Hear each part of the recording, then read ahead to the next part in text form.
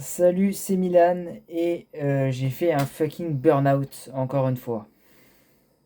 Et j'ai compris quel était le problème. C'est-à-dire que j'ai un plan. Si vous aussi vous faites des burn-out, j'ai un plan pour ne plus en faire.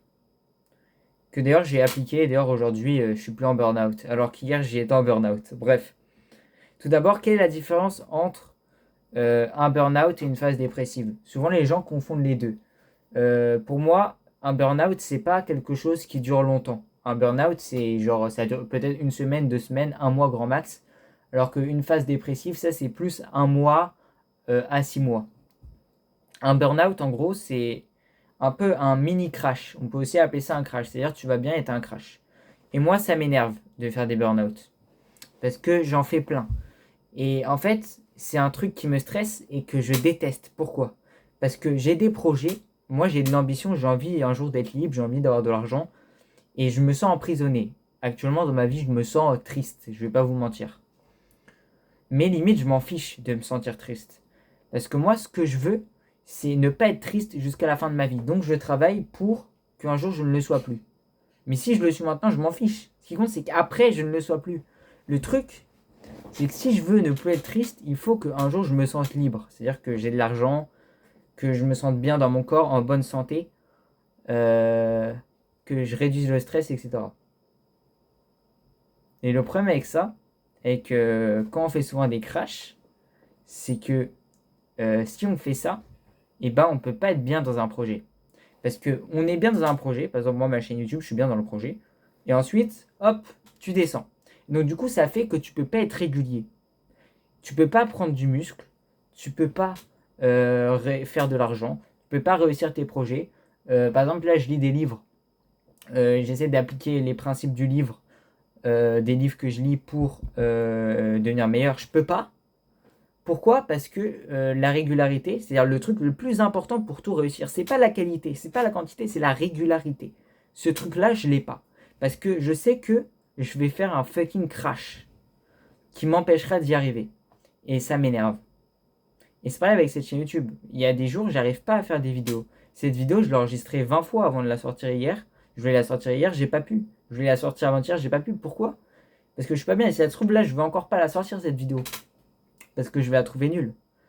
Mais bref, tout ça pour vous dire que j'en ai ras le cul de faire des burn-out parce que ça nique ma vie. J'y arrive rien. À cause de ça, ça fait que j'échoue dans tout. Pas parce que je suis pas discipliné, pas parce que je suis pas motivé ou parce que je suis nul, mais parce que je fais des fucking crashs, je me sens mal, et du coup je peux rien faire. Parce que le burn-out, c'est un truc que le cerveau fait pour te protéger. C'est-à-dire quand tu as trop d'énergie, quand tu dépenses trop d'énergie, à un moment ton cerveau, pour te protéger, il fait ça. Et il dit ok, maintenant j'utilise plus d'énergie, parce que sinon ça peut devenir dangereux. C'est ce que je pensais avant, mais c'est pas ça. Il existe deux types de burn-out. Le burn-out d'énergie et le burn-out du stress. La plupart des gens se plaignent, disent ah, j'ai fait un burn-out, il faut que j'arrête de travailler, je suis fatigué. C'est des foutaises. Et c'est ce que je pensais aussi pour moi, mais c'est des foutaises. En fait, le burn-out d'énergie, c'est un truc super rare. C'est genre 1% des burn-out. 99% des burn-out, c'est des burn-out de stress. Quelle est la différence? Les burn-out d'énergie, donc déjà le burn-out c'est quoi? Le burn-out c'est un truc, c'est un moment où ton cerveau il fait clic et il se dit ok, il va arrêter de fournir de l'énergie pour le protéger parce que c'est dangereux s'il continue. Et le burn-out de l'énergie c'est quoi? C'est tu travailles comme un fou, physiquement, mentalement, et ensuite tu arrives à 0% d'énergie physique et mentale, donc du coup burn-out, pour te protéger. Et donc du coup faire un burn-out c'est bien, parce que du coup ça fait que après, ça te permet de récupérer et de te mettre en sécurité. Donc un burn-out, c'est un truc bien. Ça, c'est pour les burn-out d'énergie qui arrivent dans 5% des cas ou entre 1 et 5% des cas. Maintenant, les burn-out de stress, c'est pas la même chose. Parce qu'on peut les contrôler. Les burn-out du stress, c'est quoi? Et j'ai compris ça maintenant. Et c'est mon problème.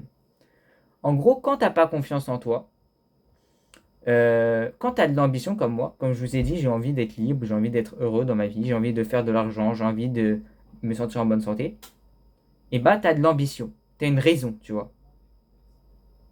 Et donc du coup ça fait que ça te fout la pression. C'est bien d'avoir une raison dans les moments difficiles pour te rappeler qu'il faut continuer.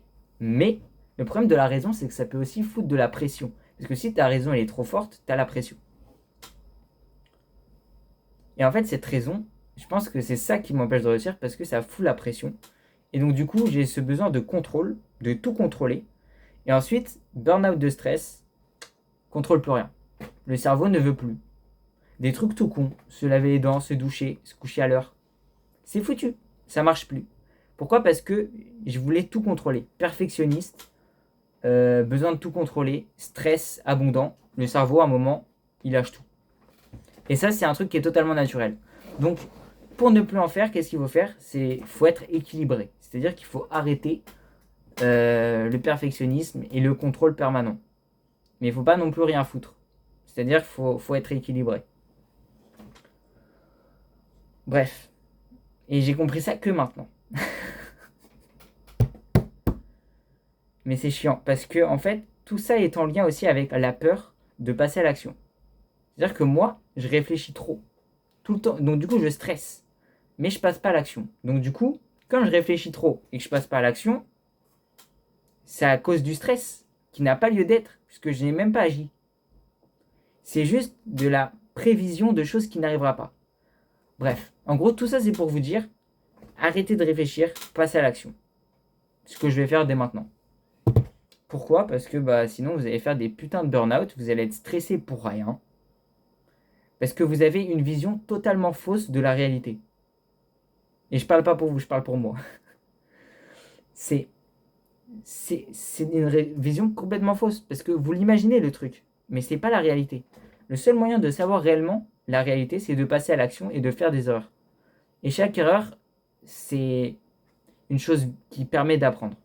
Maintenant, dernière chose que j'ai à dire du burn-out, quand vous sentez que vous faites un burn-out de stress, il faut comprendre que c'est seulement dans votre tête. C'est sûrement parce que vous avez fait de la merde, c'est-à-dire que vous êtes trop perfectionniste, vous avez eu trop ce besoin de tout contrôler. Mais c'est pas un burn-out dangereux qui vous protège. C'est un burn-out qui est là parce que vous stressez trop. Donc si vous arrivez à réduire ce stress, vous avez le droit de vous échapper de ce burn-out. Donc comment s'échapper de ce burn-out ? Si vous faites une erreur, si vous sentez que vous avez fait une journée éclatée et que vous allez finir en une semaine de burn-out, ce que vous faites, c'est que vous rangez tout en un. Vous rangez 1, votre bureau, 2, vous faites votre lit, 3, vous sortez les poubelles, 4, vous faites la vaisselle, 5, vous faites la lessive, vous faites votre placard, vous rangez le sol, vous enlevez tous les vêtements qu'il y a sur le sol, toutes les assiettes, les paquets de bonbons, tout ce que tu veux qu'il y a sur ton bureau. Bref, tu ranges tout en 1 et en 2, tu te couches à l'heure. Pourquoi ?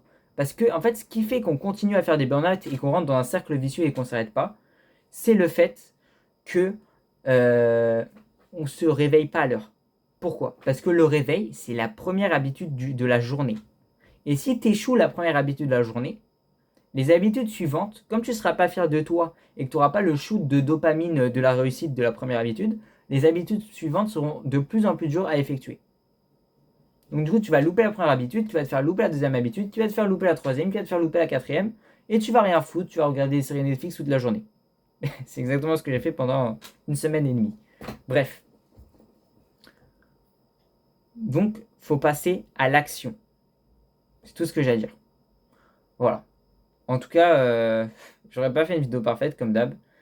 Mais à plus pour une prochaine vidéo.